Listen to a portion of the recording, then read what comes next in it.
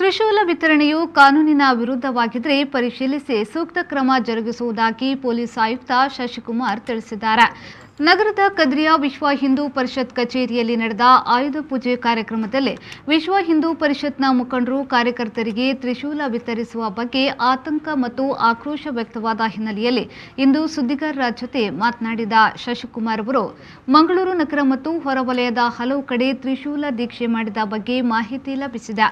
ಈ ಬಗ್ಗೆ ಪರಿಶೀಲಿಸಿದಾಗ ವರ್ಷಂಪ್ರತಿ ಆಯುಧ ಪೂಜೆಯ ಸಂದರ್ಭ ಸಾಂಕೇತಿಕವಾಗಿ ತ್ರಿಶೂಲ ದೀಕ್ಷೆ ಮಾಡುತ್ತಿರುವುದಾಗಿ ಆಯೋಜಕರು ತಿಳಿಸಿದ್ದಾರೆ.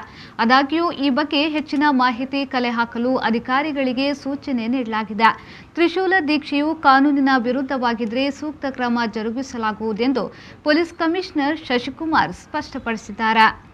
ಮಂಗಳೂರು ನಗರ ಸೇರಿದಂತೆ ನಮಗೆ ಮಾಹಿತಿ ಇರುವಂಥದ್ದು ಮತ್ತು ನಿನ್ನೆ ಮಾಧ್ಯಮಗಳು ಎಲ್ಲ ಕಡೆ ಬಂದಿದೆ. ಮಂಗಳೂರು ನಗರ ಸೇರಿದಂತೆ ಅಕ್ಕಪಕ್ಕದ ಜಿಲ್ಲೆ ಮತ್ತು ದಕ್ಷಿಣ ಕನ್ನಡ ಜಿಲ್ಲೆಯಲ್ಲೂ ಕೆಲ ಸ್ಥಳಗಳಲ್ಲಿ ತ್ರಿಶೂಲ ದೀಕ್ಷೆಯನ್ನು ಕೊಟ್ಟಿದ್ದಾರೆ ಅನ್ನುವಂಥದ್ದು ನಮಗೆ ಫೋಟೋಸ್ ಎಲ್ಲ ಬಂದಿದೆ. ನಾವು ಪರಿಶೀಲನೆ ಮಾಡಿದಂಥ ಸಂದರ್ಭದಲ್ಲಿ ಪ್ರತಿ ವರ್ಷ ಸಿಂಬಾಲಿಕ್ ಆಗಿ ಮಾಡ್ತಾ ಇದ್ದದ್ದು ನಮಗೆ ತಿಳಿದು ಬಂದಿದೆ. ಸೊ ಅದನ್ನು ನಮ್ಮ ಅಧಿಕಾರಿಗಳಿಗೆ ನಾನು ಸೂಚನೆ ಕೊಟ್ಟಿದ್ದೀನಿ. ಹೆಚ್ಚು ಮಾಹಿತಿಯನ್ನು ಕಲೆ ಹಾಕಿ ಅದರಲ್ಲಿ ಏನಾದರೂ ಲೀಗಲಿ ತಪ್ಪಿದೆ ಅನ್ನುವಂಥದ್ದಾದರೆ ಸೂಕ್ತ ಕ್ರಮ ಕೈಗೊಳ್ಳಲಿಕ್ಕೆ ನಾನು ಸೂಚನೆ ಕೊಟ್ಟಿದ್ದೀನಿ.